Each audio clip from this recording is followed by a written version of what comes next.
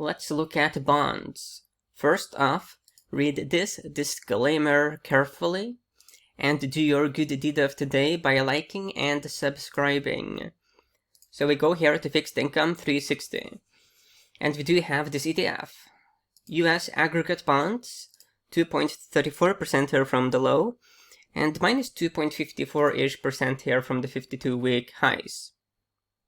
So let's first look at the charts. So this is, the very much, big picture, weekly data points, and we do have these time cycles.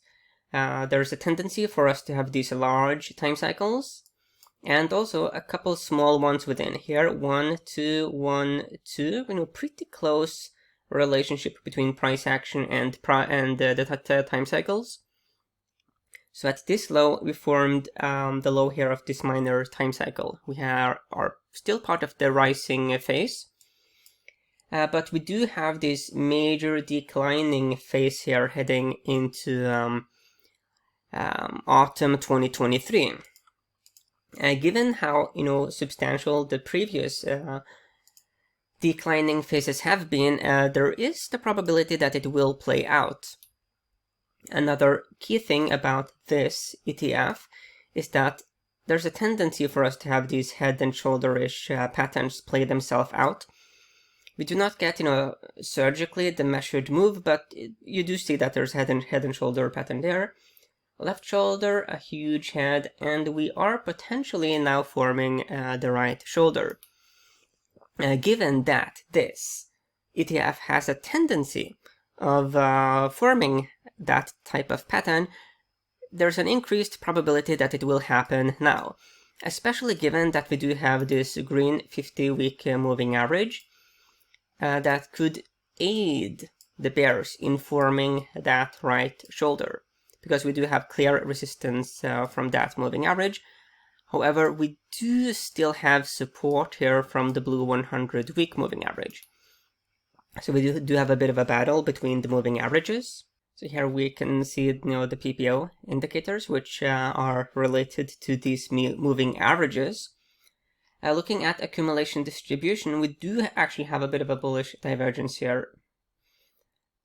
But then again, we do have that technical setup. Here, looking at, the daily data points. Now, we do have this declining 200-day moving average in red. We are sort of trying to use it as support. You could argue that we have a golden cross here with the 50-day crossing above the 200-day moving average. However, you need to look at, a golden cross and also a death cross in context. So the context here is that this 200-day is, pointing very sharply downward. Hence, it doesn't take much for us to have a situation where the 50-day goes above the 200-day moving average. It just is a matter of, almost like gravity.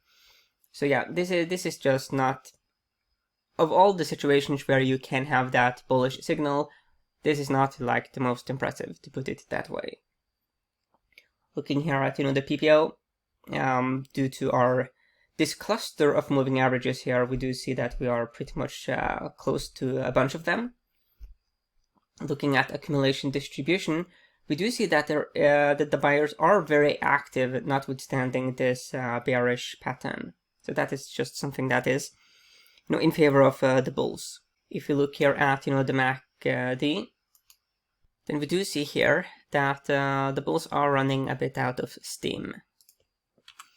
When we look here at, the seasonality over the last 5 years, then September is the weakest of all months. And October, especially October, is a bit mediocre. Looking at the last 10 years, September is a weak month. October tends to close higher 56% of the time. However, the average gain is 0, and there usually is a loss in November. A small loss, but still a loss. Over the last 19 years, then you can see that there's a pretty clear, weakening, of the bulls from July heading, towards October. So September usually has a tiny gain over the last 19 years, that is. October usually gives that back. So the weakness of this month and the coming month could be sufficient for the head and shoulders pattern to fully develop, especially given that we have that clear resistance level. So here we have Finviz. They draw a bunch of trend lines. We do have this declining diagonal trend line that could help the bears with the right shoulder.